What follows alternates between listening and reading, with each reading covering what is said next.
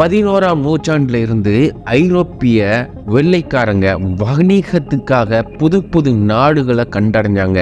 அப்புறம் அந்த நாடுகள்ல தங்களோட காலனி ஆதிக்க நாடுகளா மாற்றி அதோட வளங்களை கொள்ளையடிச்சு போனது நிதர்சனமான உண்மை.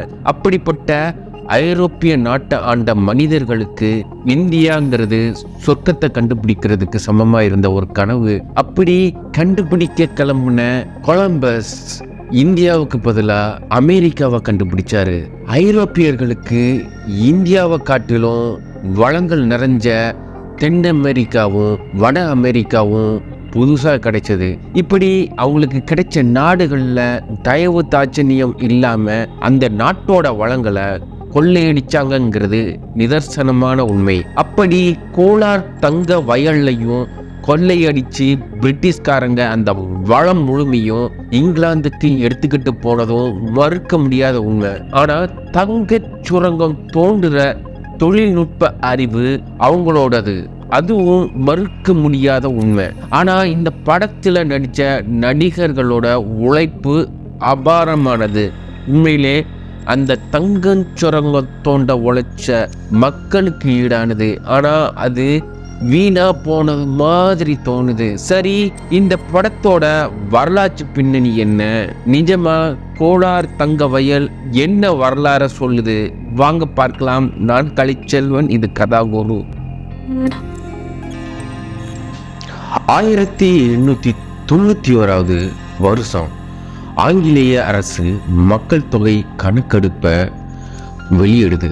சென்சஸ் ஆஃப் பிரிட்டிஷ் இந்தியாங்கிற அந்த தகவல் படி 84 பறையர் இன உட்பிரிவுகள் இருக்கிறதா குறிப்பிடப்படுது. அதில் தமிழ் பேசுகிற பறையர் இனக்குழுல 59வது பிரிவா தங்கலால் பறையன்னு குறிப்பிடப்பட்டிருக்கு. தங்கலாங்கிறது ஊர்காவல், அதாவது ஊர்காவலன்னு அர்த்தம். இந்த பிரிவு மக்கள் தான் கோலார் தங்கத்தை வெட்டி எடுத்தாங்கன்னு சரியான குறிப்புகள் எதுவும் இல்லை. ஆனால் பெருமளவில் சுரங்க பணியில பறையர் இன மக்கள் பயன்படுத்தப்பட்டிருக்காங்க என்பதும் உண்மை. ஆனால் அந்த தங்கத்தை வெட்டி எடுத்த கோலார் தங்க வயல், அதன் வரலாறு ரத்தமும் சதையும் நிறைஞ்சது. அதை கொஞ்சம் தெளிவா பார்ப்போம் வாருங்க. ஆயிரம் வருஷங்களுக்கு முன்னாடி வறட்சியான விஷத்தன்மை இருக்கிற தேல், பாம்பு மாதிரி உயிரினங்கள் நிறைஞ்ச பாலைவனத்துல ஆடு மேய்க்கிற ஒரு சின்ன கூட்டம் பறந்து விரிஞ்சு குன்றுகளுக்கு இடையிலான அவங்களோட கால்நடைக்கு தேவையான மேய்ச்சலுக்கான இடம் தேடி நகர்ந்துகிட்டே இருந்தாங்க. வெப்பம் பொறுக்க முடியாத அளவுக்கு வாட்ட கொஞ்சம் காற்று வீசாதான்னு இயக்கத்தோட பார்த்த மக்களுக்கு கண்ணு கெட்டிய தூரம் வர வெறுமையான நிலம் மட்டுமே தெரிஞ்சது. யாரும் எதிர்பாராத வேளையில பேய் மாதிரி காத்து வீச தொடங்கினது. பாறைகளை மூடின பழுப்பு நிற மண் துகள்களை வாரி சுருட்டின காத்து சூறாவளியா மாறிச்சு. அடிச்ச காற்று ஓய்ந்த பின்னாடி அந்த மக்கள் கண்ணுக்கு முன்னாடி தெரிகிறத குழப்பத்தோடு பார்த்தாங்க. மண் பரப்பு அப்புறம் பாறை முகடுகள்னு மஞ்சள் நிறத்துல ஒரு பொருள் மின்னிச்சு. ஆனா அப்போ அவங்களுக்கு அது என்னன்னு தெரியாது, அதோட மதிப்பும் தெரியாது. அடுத்து வர்ற ஆயிரம் ஆண்டுகளுக்கு நடக்கவிருக்கிற முக்கிய நிகழ்வுகளை இந்த பொருள் தான் தீர்மானிக்க போகுதுன்னு அவங்களுக்கு சுத்தமா தெரியல. அந்த பொருள் தான் தங்கம். கோலார் நகர ஆண்ட மன்னர்கள் கோலார்னு அழைச்சாங்க. அதுக்கு முன்னாடி கோலாபுரம்னு சோழ பேரரசு ஆட்சிக்கு வர்றதுக்கு முன்னாடி தமிழ் மன்னர்கள் கீழை கங்கர்களால அந்த இடம் ஆட்சி செய்யப்பட்டது. கீழை கங்கர்கள் சமண மதத்தை பின்பற்றினாங்க. சரவண பெல்குலா இவங்க காலத்துல தான் கட்டி முடிச்சாங்க. கோலாரையும் தலக்காட்டையும் தலைநகரா வச்சு ஆட்சி செஞ்சாங்க. அதுக்கு பின்னாடி 10ஆம் நூற்றாண்டுல ஆட்சிக்கு வந்த சோழர்கள் இங்கு நிறைய கோயில்களை கட்டினாங்க. சோமநாத ஈஸ்வர கோயில், கோலாரம்மா கோயில் மாதிரி கோயில் இவங்க காலத்துல தான் கட்டி முடிக்கப்பட்டது. சோழர்களை வெற்றி கொண்டு அரியணைக்கு வர்றாங்க ஹொய்சால பேரரசு. அதனோட மன்னன் விஷ்ணுவர்த்தன். விஜயநகர பேரரசு. அப்புறம் மராத்தியர்கள்னு தென் கர்நாடகாவோட எல்லைய ஆண்டவங்க வரிசையில திப்பு சுல்தானோட முடிவுக்கு வந்தது. ஸ்ரீரங்கப்பட்டினத்துல கொல்லப்பட்ட திப்பு சுல்தான் ராஜ்யத்தை மைசூர் ஆளுகைக்கு கீழ் கொண்டு வந்துச்சு ஆங்கிலேய கம்பெனி. கோலார்னு பகுதியை மட்டும் தன்னோட ஆய்வுக்குன்னு வச்சுக்கிட்டது. 1799 சர்வே பணிக்கு போகிற லெப்டினன்ட் வாரன் கோலார்ல தங்கம் கிடைக்கிறத மக்கள் வழியா தெரிஞ்சுக்கிறாரு. சோழர் காலத்திலேயே மக்கள் கைகளாலேயே தங்கத்தை சலிச்ச கதைகள் அந்த மக்கள் கிட்ட இருந்து கேட்கிறாரு. தங்கம் இருப்பதற்கான தடயத்தை கொண்டு வந்தா சன்மானம் கொடுக்கப்படும்னு ஊரா தண்டோரா போட்டு சொல்லப்படுது. சில கிராம மக்கள் வண்டி கட்டிக்கிட்டு அந்த பகுதியில் இருக்கிற மணலை அள்ளி கொண்டு காமிக்க அதுல மஞ்சள் நிற துகள்கள் மின்னுச்சு. இந்த மக்கள் நம்புறது மாதிரி கொஞ்ச நிலப்பரப்புல தான் தங்கம் கிடைக்கிறத நாமும் நம்ப போகிறோமா, இல்ல தங்கத்தோட வேர் வர நிலத்தடியில மாரிக்குப்பம் பகுதியிலையும் தாண்டி ஏன் இருக்க முடியாதுன்னு வாரன் ஒரு பத்திரிகையில எழுதுறாரு.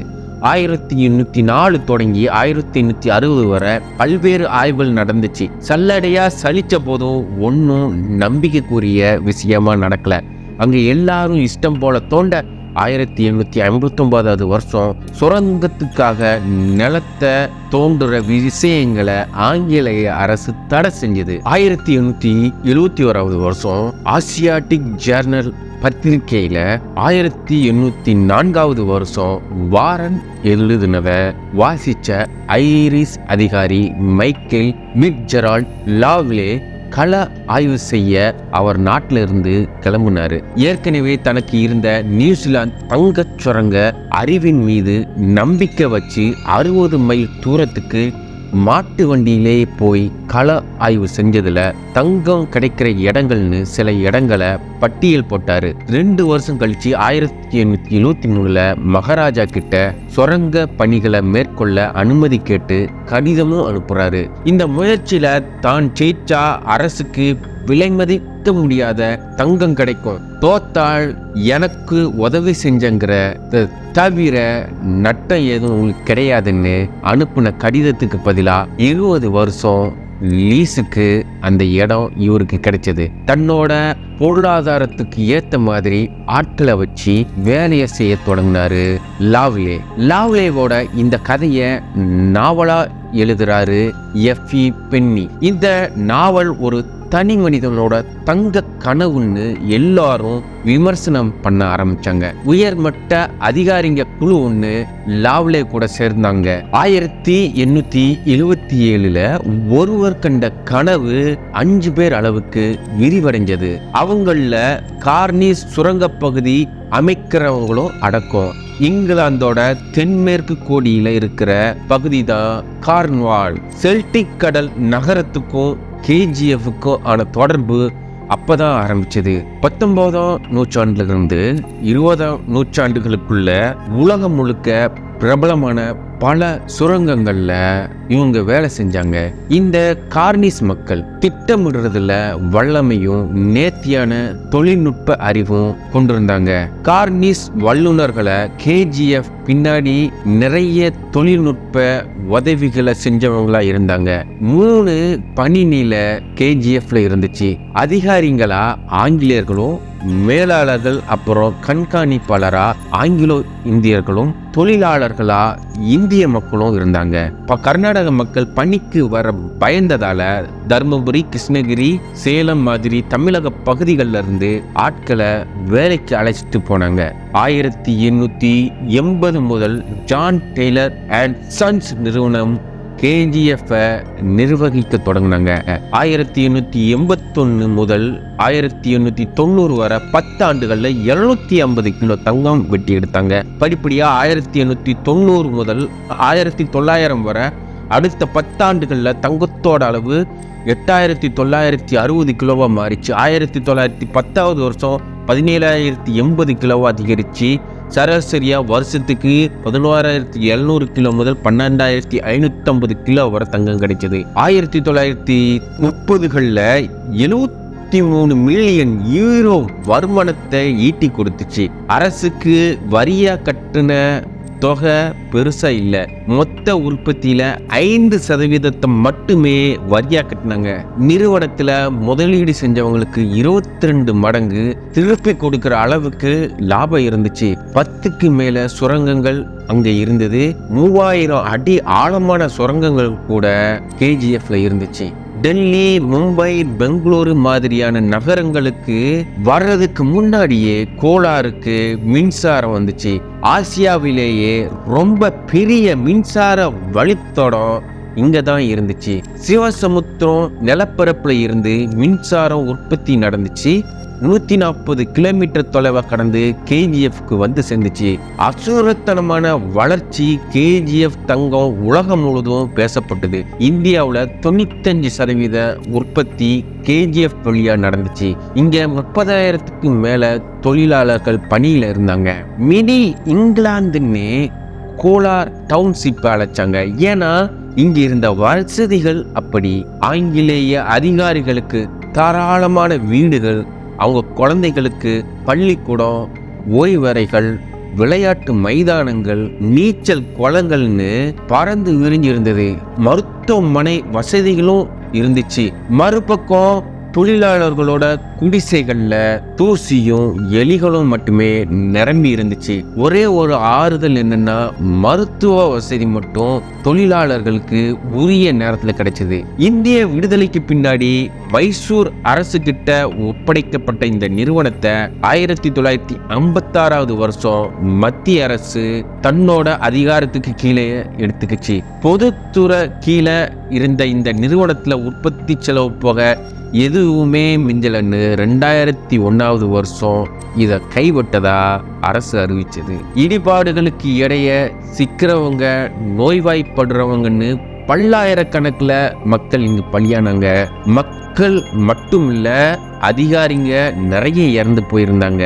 கார்னிஸ் அதிகாரி ஒருத்தர் பத்தின கதைய தி ரோவன் ட்ரீ இணையதளத்துல பார்க்கலாம். அதாவது 1923வது வருஷம் வில்லியம் வெல்மியர்ங்கிற கார்னிஸ் அதிகாரி அங்க வேலை செஞ்சப்போ அவரோட பிரிவில் இருந்த சிலர் வெடிவச்சு பாறைகளை தகர்க்கிறப்போ இறந்து போனாரு. ஆழமா கீழறங்குற சோஃப்ட் வழியா போய் கிடைமட்டமா போகிற டனல் வழியா ஊந்துக்கிட்டே தொழிலாளர்கள் போய் பாறையை அகற்றணும். இந்த மாதிரி வேலைகள்ல விபத்துக்கு வாய்ப்பு அதிகம். இதனால மனம் பாதிக்கப்பட்ட வில்லியம் மறுபடியும் கர்ன்வாலுக்கு திரும்பி போனாரு. மருத்துவர் ஆலோசனைக்கு பின்னாடி எதுவுமே சரிப்பட்டு வரல. ஒரு நாள் அவர் வீட்டில இருந்து காணாமல் போனாரு. அவர் போகிற வழியை பார்த்த பக்கத்து வீட்டுக்காரர் வில்லியமின் சகோதரர் 2 பேரும் சேர்ந்து வில்லியமை தேட ஆரம்பிச்சாங்க. வீட்டுக்கு பக்கத்துல இருக்கிற கைவிடப்பட்ட சுரங்கம் ஒண்ணுல அதோட பலகையில அவரோட கோட் தொங்கிட்டு இருந்துச்சு. இப்படியான பல கதைகளை KGF சுற்றி சொல்லலாம். மீண்டும் சுரங்கத்தை திறக்கணும்னு தொடர்ந்து வழக்கு நிலுவையில் இருக்குது. பாஜக ஆட்சிக்கு வர்றதுக்கு முன்னாடி தங்க சுரங்கத்தை மறுபடியும் திறப்போம்னு சொன்னாங்க. 2014வது வருஷம் அதே அரசு சொன்னது. அந்த பகுதியில தொழில் நிறுவனங்களை அமைக்க கர்நாடக அரசு அறிவிப்பு ஒன்றையும் வெளியிட்டுச்சு. ஆனா எந்த அறிவிப்பும் இதுவரை செயல்பாட்டுக்கு வரவே இல்லை. கோலார் தங்க சுரங்கம் செயல்பட்டுக்கிட்டு இருந்த காலத்துல பாபா அணு ஆராய்ச்சி கூடமும் இங்க செயல்பட்டதுங்கிறது குறிப்பிடத்தக்கது. இப்படி KGFோட கதை இப்படி ஒரு கோட்ல போகுது. தங்கலான் படத்தோட கதை இன்னொரு கோட்ல போகுது. ஒண்ணு உண்மை கதையை அடிப்படையா இருக்கிற மாதிரியான ஒரு திரைக்கதை இருந்தா நன்றாக இருந்திருக்கலாம். ஆனா ஃபேண்டசிங்கிற பேர்ல உண்மையும் மறைஞ்சு போச்சு. பெரும்பாலான வசனங்கள் நம்ம காதுகளுக்கு கேட்கவே இல்லை.